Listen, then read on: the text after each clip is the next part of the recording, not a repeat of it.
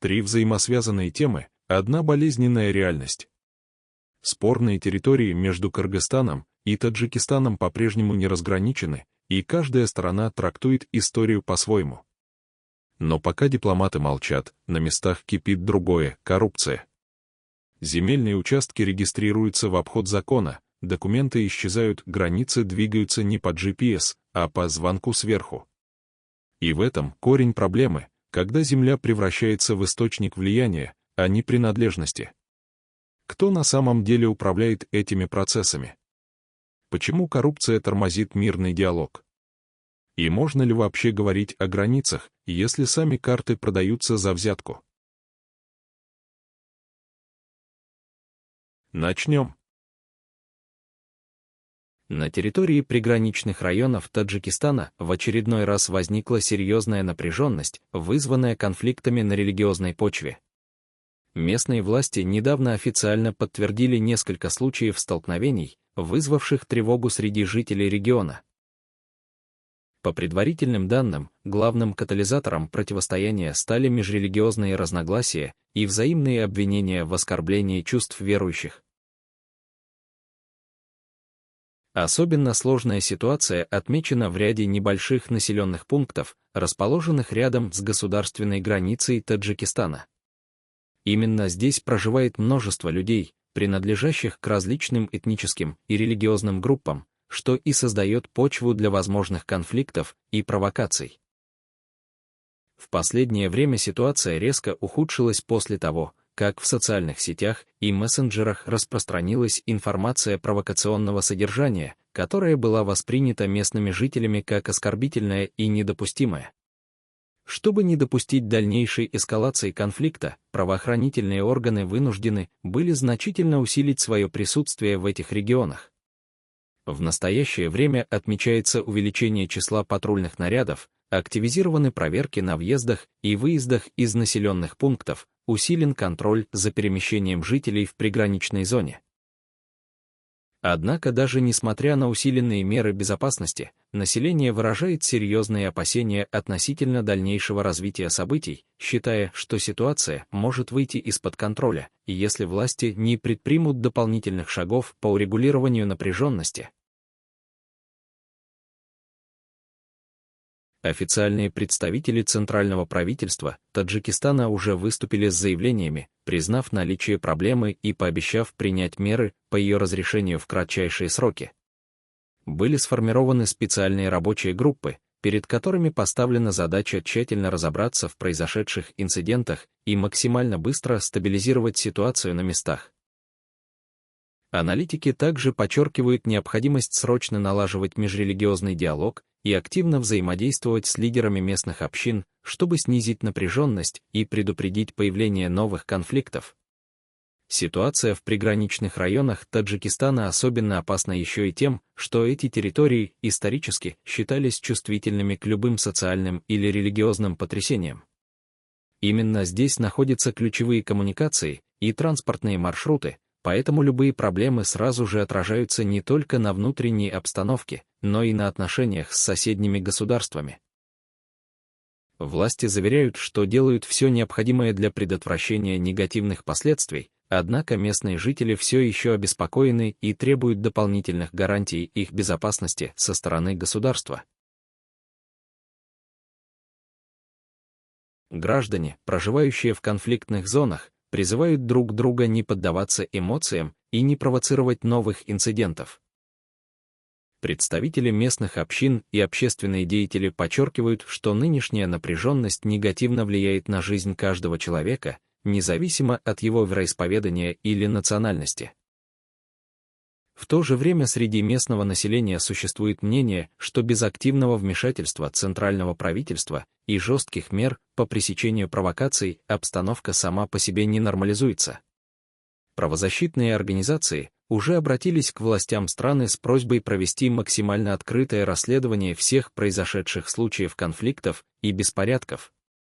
По мнению общественников, только прозрачность действий властей и своевременное наказание виновных способны предотвратить дальнейшее распространение насилия и обеспечить стабильность в регионе. Также общественные деятели призвали власти более оперативно реагировать на провокации и пресекать распространение ложной информации, способной усугубить ситуацию. Представители силовых ведомств официально сообщили, что в настоящее время ситуация в приграничных районах находится под жестким контролем, и предпринимаются все необходимые профилактические меры для стабилизации обстановки. Местные органы власти проводят регулярные встречи с жителями, разъясняя необходимость сохранения спокойствия и призывая людей не реагировать на возможные провокации и слухи. Однако на фоне принимаемых мер среди местного населения все еще сохраняется высокий уровень тревожности и ожидания дальнейшего развития ситуации. Независимые эксперты предупреждают, что если власти не будут активно работать с причинами и последствиями текущего конфликта, ситуация может резко ухудшиться в ближайшие дни. Аналитики настоятельно рекомендуют властям оперативно выявлять и устранять причины конфликтов, а также налаживать более открытый диалог с представителями различных религиозных и национальных групп, чтобы предотвратить подобные инциденты в будущем. По словам очевидцев и информации из местных источников, причиной нынешних беспорядков стало противостояние между представителями различных религиозных групп в Исфаринском районе. Поводом для резкого обострения конфликта стало распространение спорных сообщений и видеороликов в интернете, которые местное население сочло крайне оскорбительными для их веры и традиций. Органы правопорядка уже официально подтвердили начало расследования и установление личностей авторов материалов, спровоцировавших общественное недовольство. Наиболее масштабный и резонансный инцидент произошел в одном из приграничных сел, когда группа молодых людей организовала митинг возле здания районной администрации, требуя немедленной реакции властей на публикацию провокационных материалов. Акция, которая изначально носила мирный характер, вскоре переросла в беспорядки и столкновения между протестующими и сотрудниками полиции, пытавшимися на месте успокоить участников конфликта. По предварительным данным, в результате этих столкновений пострадали несколько человек, включая представителей силовых структур и местных жителей, принимавших участие в акции. В связи с беспорядками местная администрация ввела временные ограничения на использование интернета и мобильной связи в зоне конфликта, пытаясь предотвратить распространение провокационной информации и стабилизировать ситуацию. Однако данные меры были восприняты критически со стороны общественности и правозащитных организаций, которые назвали их нарушением фундаментальных прав и свобод граждан, а также призвали власти отказаться от подобных ограничений. В ответ местные чиновники заверили, что эти меры временные и вынужденные, необходимые для обеспечения безопасности населения и предотвращения новых вспышек насилия. Лидеры религиозных общин региона призвали верующих к сдержанности и мирному разрешению конфликтов, подчеркнув, что любые проявления агрессии и провокаций недопустимы и ведут лишь к усугублению ситуации. В то же время часть религиозных авторитетов заявила, что власти слишком медленно реагируют на подобные инциденты и требуют более решительных действий в отношении лиц, распространяющих оскорбительные материалы и провоцирующих насилие. Такая позиция привела к широкому общественному резонансу и усилила требования к центральным властям взять ситуацию под особый контроль. Представители государственной власти подтвердили, что в данный момент активно ведутся переговоры с местными лидерами, направленные на скорейшее урегулирование конфликта и восстановление доверия между различными религиозными и этническими общинами. Кроме того, было объявлено, что виновные в распространении провокационных материалов и организации беспорядков будут привлечены к строгой ответственности по закону, что должно предотвратить повторение таких ситуаций в будущем. Эксперты уверены, что критической ошибкой местных властей стало медленное реагирование на начальном этапе конфликта, когда еще можно было предотвратить его перерастание в массовые беспорядки. Аналитики подчеркивают необходимость оперативных мер и своевременного диалога, чтобы не допустить повторения подобных событий в будущем и снизить риски радикализации молодежи, участвующей в подобных конфликтах. Также рассматривается версия возможного вмешательства внешних сил, заинтересованных в дестабилизации обстановки на приграничных территориях Таджикистана. Сейчас ведется проверка информации о возможном финансировании и информационной поддержке этих провокаций из-за границы, что могло стать дополнительным фактором обострения конфликта и роста напряженности в регионе. Центральное руководство страны поручило местным властям обеспечить открытость расследования и регулярное информирование жителей о ходе разбирательств и предпринимаемых мерах по стабилизации ситуации. Представители гражданского общества, правозащитники и активисты также заявили о готовности осуществлять общественный контроль над расследованием, чтобы предотвратить нарушения и обеспечить объективность рассмотрения всех обстоятельств конфликта. В настоящее время ситуация в Исфаринском районе остается напряженной, однако, по заверениям властей, полностью контролируется правоохранительными структурами, которые принимают все необходимые меры для недопущения новых конфликтов и восстановления общественного спокойствия в регионе. Жители надеются на быстрое завершение кризиса, подчеркивая необходимость активной позиции властей для обеспечения мира и безопасности в приграничных территориях страны. Кто на самом деле управляет городом? Душанбе — город, который должен был стать символом развития и стабильности. Но вместо этого он превратился в территорию, где законы работают только для избранных. Преступность не просто процветает, она давно встроена в систему власти.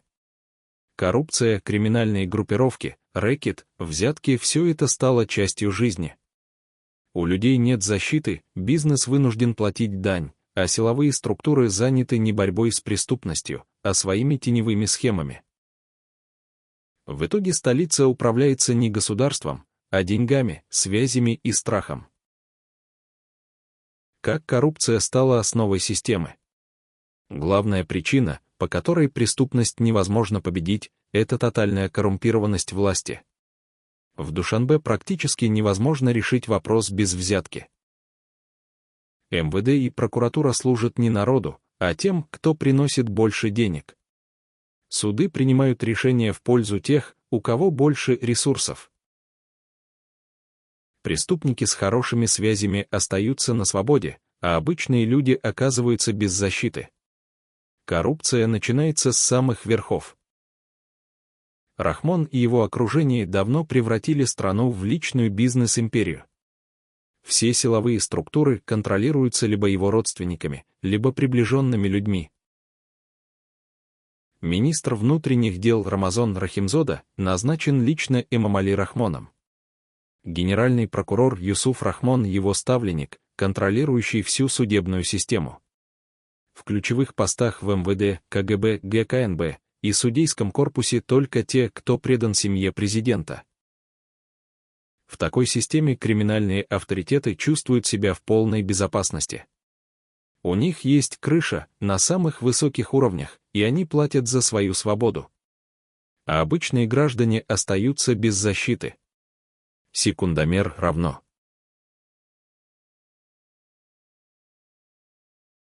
Как криминал управляет Душанбе? Власть, наркотики и полное беззаконие. Официально таджикские власти заявляют, что преступные группировки в стране уничтожены. Однако на деле Душанбе давно поделен между кланами, которые контролируют потоки денег и распределяют сферы влияния. В каждом районе есть те, кто решает, кому можно вести бизнес, а кому нет. Любой предприниматель знает, если хочешь работать, готовься платить. Те, кто отказывается делиться, оказываются под давлением, теряют бизнес, а иногда и просто исчезают. Правоохранительные органы не только закрывают глаза на происходящее, но и сами участвуют в системе. МВД и прокуратура покрывают преступные структуры, потому что те платят за свою неприкосновенность. Почему наркоторговля в Душанбе процветает? Таджикистан занимает стратегическое положение для наркотрафика. Граница с Афганистаном позволяет организовать бесперебойные поставки героина в Россию и Европу. По разным оценкам, через страну проходит до 30% афганского наркотрафика. И если бы власть действительно хотела бороться с этим явлением, то крупнейшие наркокартели давно бы были уничтожены. Но этого не происходит, потому что те, кто должен бороться с преступностью, сами получают с этого деньги. В 2018 году европейские СМИ заявили, что через Таджикистан проходит один из крупнейших потоков наркотиков, а власть не просто закрывает глаза на это, но и получает свою долю. Одно из ключевых имен, фигурирующих в расследованиях, Хасан Асадулазода, двоюродный брат президента. Он управляет финансовыми потоками страны и имеет связи с криминальными структурами. Несмотря на то, что его имя не раз упоминалось в контексте крупных теневых схем, он продолжает спокойно вести бизнес и оставаться неприкосновенным. Никто из крупных наркобаронов никогда не был привлечен к ответственности. Периодически власти проводят громкие задержания, но это лишь низшие звенья в цепочке поставок. Почему силовые структуры сами провоцируют преступность? Одной из главных причин роста криминала в Душанбе является репрессивная политика властей в отношении населения. Пока элита делает миллионы на коррупционных схемах, простые люди сталкиваются с безысходностью, которая толкает их на преступления. Безработица и бедность приводят к тому, что молодежь либо уезжает за границу, либо вынуждена выживать незаконными методами. Ограничения на малый и средний бизнес делают честное предпринимательство невозможным без откатов и взяток. Силовые структуры не решают проблемы, а только ужесточают контроль, усиливая социальную напряженность. Постоянные задержания, полицейские рейды и репрессии против обычных граждан создают атмосферу страха. Однако вместо того, чтобы бороться с реальными преступниками, силовики концентрируются на запугивании населения и уничтожении независимых активистов. Таким образом, Душанбе оказался в ловушке, преступность растет, потому что люди загнаны в угол, а власть не решает проблемы, а использует репрессии как инструмент сохранения контроля. Что происходит с теми, кто говорит правду? В Таджикистане журналистика, связанная с расследованиями коррупции и криминала, практически уничтожена. Любой, кто осмеливается писать о преступлениях элиты, сталкивается с давлением, преследованиями и реальными угрозами. Журналисты, которые пытались разоблачить коррупцию, подвергались арестам или были вынуждены уехать из страны. Активистов задерживают по сфабрикованным обвинениям, чтобы заставить замолчать. Суды работают не на закон, а на защиту интересов власти. Одним из самых громких случаев стало дело журналиста Хайрулла Мирсаидова. Он открыто заявлял о масштабной коррупции в стране, писал о преступных схемах в таджикской власти. После этого его арестовали по обвинению в хищении государственных средств, а затем заставили покинуть страну. Это не единичный случай. Многие журналисты и активисты либо вынуждены замолчать, либо оказываются за решеткой. В стране, где власть и криминал действуют вместе, говорить правду становится смертельно опасно.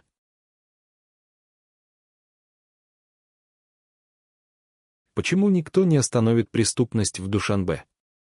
Преступные группировки в Душанбе — это не просто банды, это часть системы управления страной. Они приносят деньги элите, поэтому остаются под защитой. Они устраняют неугодных, когда это необходимо властям. Они поддерживают порядок на улицах, но только в тех пределах, которые выгодны правительству. Поэтому борьба с преступностью в Душанбе никогда не будет настоящей. Власть никогда не уничтожит то, что дает ей огромные деньги и контроль над населением. Можно ли остановить преступность в Душанбе? Официально власть постоянно говорит о борьбе с преступностью. Проводятся рейды, арестовывают мелких преступников, отчитываются о успехах. Но почему реальная ситуация только ухудшается? Потому что силовые структуры сами получают прибыль от криминала. Потому что власть напрямую вовлечена в теневые схемы. Потому что наказание всегда ждет не реальных преступников, а тех, кто пытается бороться с системой. В Таджикистане преступность — это не уличные банды. Это часть власти, часть системы, механизм, который позволяет контролировать деньги и людей. Поэтому главный вопрос не когда Душанбе избавится от преступности, а когда преступность перестанет быть главной опорой таджикской власти. Депутат кыргызского парламента Айжигитов резко выступил против обмена территорий между Кыргызстаном и Таджикистаном. По его словам, некоторые земли, которые планируется передать соседней стране, являются стратегически важными для Кыргызстана. Граница между двумя государствами — это постоянная точка напряженности. Не раз вспыхивали конфликты, происходили столкновения, гибли люди. Теперь же, когда речь зашла о конкретном обмене участков, вопросы вызывают не только геополитические, но и исторические аспекты. Но что думают об этом президенты двух стран? Садыр Жапаров, президент Кыргызстана, ранее заявлял, что урегулирование границ должно быть справедливым и мирным. Власти Кыргызстана заверяют, переговоры ведутся с целью завершения многолетнего конфликта и стабилизации региона. Однако, несмотря на эти заявления, общественность и некоторые политики, включая Айжигитова, сомневаются в прозрачности переговорного процесса. Если обмен территорий состоится, какие последствия это повлечет? Эмомали Рахмон, президент Таджикистана, напротив, настаивает, что соглашения о границах должны выполняться. Он подчеркивает, что Таджикистан тоже имеет свои права на спорные территории. С его стороны звучат заявления о необходимости дипломатического урегулирования, но в реальности на границе периодически вспыхивают конфликты. Насколько эффективны переговоры, если мир на границе так и не был достигнут? Айжигитов выступает с критикой в адрес кыргызских властей, заявляя, что подобные решения нельзя принимать кулуарно. По его словам, речь идет не просто о дипломатическом соглашении, а о судьбе тысяч людей, проживающих в приграничных районах. Будут ли они переселены? Что будет с их имуществом, землей, правами? Тема вызвала широкий общественный резонанс. В соцсетях кыргызстанцы обсуждают, насколько выгоден этот обмен и не приведет ли он к новой волне нестабильности. Противники решения заявляют, что обмен территориями ослабит позиции Кыргызстана в регионе. Тем временем таджикская сторона считает, что данный обмен может стать шагом к окончательному урегулированию пограничного спора. Эксперты сомневаются, что конфликт можно будет закрыть одним лишь перераспределением участков. Слишком долго тянется эта история, слишком много накопилось противоречий между жителями приграничных районов. Какие территории находятся под обсуждением? Что на самом деле скрывается за официальными заявлениями? Насколько велик риск того, что после обмена территории начнутся новые территориальные претензии? Айжигитов требует от правительства прозрачности, но услышат ли его? Если обмен состоится, границы Кыргызстана изменятся навсегда. Это может привести к новым волнам недовольства среди населения, ухудшению отношений с Таджикистаном и даже повторным конфликтам. Сможет ли парламент повлиять на итоговые решения или все уже предрешено? В чем суть разногласий? Айжигитов считает, что территории, которые планируют передать Таджикистану, являются ключевыми для безопасности и жизни местных кыргызстанцев. Это земли, где расположены водные ресурсы, дороги, пастбища. Потеря этих участков может привести к серьезным последствиям, включая ухудшение условий для ведения сельского хозяйства и снижение продовольственной безопасности в регионе. Однако власти Кыргызстана заявляют, что обмен участками — это часть долгого переговорного процесса, направленного на окончательное урегулирование границы. Они настаивают на том, что соглашение взаимовыгодно, и обе страны получают равноценные территории. Но насколько справедлив этот обмен с точки зрения жителей спорных районов? Один из ключевых вопросов — это водные ресурсы. Многие кыргызстанцы опасаются, что после передачи части территорий Таджикистану доступ к воде станет ограниченным.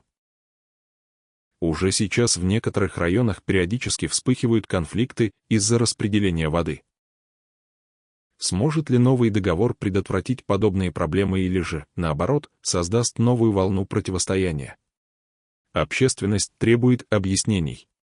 Айжигитов, выступая перед парламентом, подчеркнул, что переговоры проходят за закрытыми дверями, и простые граждане не имеют доступа к полной информации. Кыргызские власти не проводят открытые обсуждения. Почему все решается кулуарно, без учета мнения народа? Тем временем президент Таджикистана Эмомали Рахмон делает жесткие заявления о том, что границы должны быть окончательно закреплены и что этот процесс нельзя затягивать. В таджикских СМИ подчеркивают, что соглашение уже близко к завершению, но кыргызская сторона до сих пор не пришла к единому мнению. Помимо водных ресурсов, важную роль играет вопрос безопасности. Ранее на этих территориях не раз происходили вооруженные столкновения. Приграничных районов неоднократно становились заложниками ситуации. Пойдут ли обе стороны на реальные гарантии того, что передача территорий действительно приведет к миру, а не создаст новые горячие точки? Айжигитов также затронул вопрос о том, как распределяются земли внутри Кыргызстана. Он считает, что внутри страны есть проблемы с землепользованием, которые не решаются годами, а вместо этого обсуждается передача территорий другим государствам. Кыргызстанские активисты и общественники требуют полной прозрачности. Они уверены, что без участия граждан такие решения принимать нельзя. Однако власти страны пока не спешат выносить вопрос на широкое обсуждение. Что скрывается за этим молчанием? Насколько готов Кыргызстан к таким уступкам? Пока политики обсуждают условия договора, люди в приграничных районах боятся, что их судьба уже предрешена. Чем закончится эта история? Какие могут быть последствия? Если обмен состоится, границы Кыргызстана изменятся навсегда. Это может привести к новым волнам недовольства среди населения, ухудшению отношений с Таджикистаном и даже повторным конфликтам. Айжигитов требует прозрачности и публичных обсуждений. По его мнению, вопрос настолько важен, что его нельзя решать кулуарно, без согласия народа. Он заявляет, что власти должны предоставить полную информацию о содержании соглашения, включая точные координаты земель, условия обмена и гарантии безопасности для граждан. Однако кыргызское правительство пока не торопится раскрывать детали переговоров. Что это может значить? Означает ли это, что соглашение уже подписано, и народ просто поставят перед фактом? Или власти действительно еще обсуждают условия? Одним из самых спорных вопросов остается будущее жителей приграничных районов. Кто-то может лишиться своего дома, кто-то потеряет доступ к пастбищам или водным источникам. Что предложат этим людям? Будут ли они переселены, и если да, то куда? Как государство компенсирует их потери? Пока на эти вопросы нет ответов. Помимо социальных проблем, остается и вопрос международной репутации. Кыргызстан уже сталкивался с недовольством общественности по поводу пограничных вопросов с Узбекистаном. Теперь ситуация повторяется, но уже с Таджикистаном. Если власти уступят сейчас, это может создать прецедент для дальнейших территориальных уступок в будущем. Не стоит забывать и о возможных протестах. Когда в 2022 году обсуждались вопросы границ, в стране уже были массовые волнения. Люди выходили на митинги, требуя остановить сделки, которые, по их мнению, шли не в пользу Кыргызстана. Возможно ли повторение этих событий? И готовы ли власти к тому, что общественность снова выйдет на улицы? Президент Садыр Жапаров пока не сделал официального заявления по поводу критики со стороны Айжигитова. Но молчание в такой ситуации может сыграть против него. Чем дольше власти будут избегать открытого обсуждения, тем больше будет расти недовольство среди народа. Тем временем Таджикистан настаивает на скорейшем заключении сделки. Эмомали Рахмон неоднократно заявлял, что завершение демаркации границ – приоритетный вопрос для Таджикистана. Кыргызстан продолжит затягивать процесс, это может привести к новому обострению ситуации на границе. Каким будет следующий шаг? Пойдет ли кыргызский парламент на уступки? Услышат ли власти мнение народа? Или решение уже принято, и гражданам просто придется его принять? Как ты считаешь, чем закончится эта ситуация? Оправдан ли такой обмен? Стоит ли уступать территории ради мира, или это слишком рискованный шаг?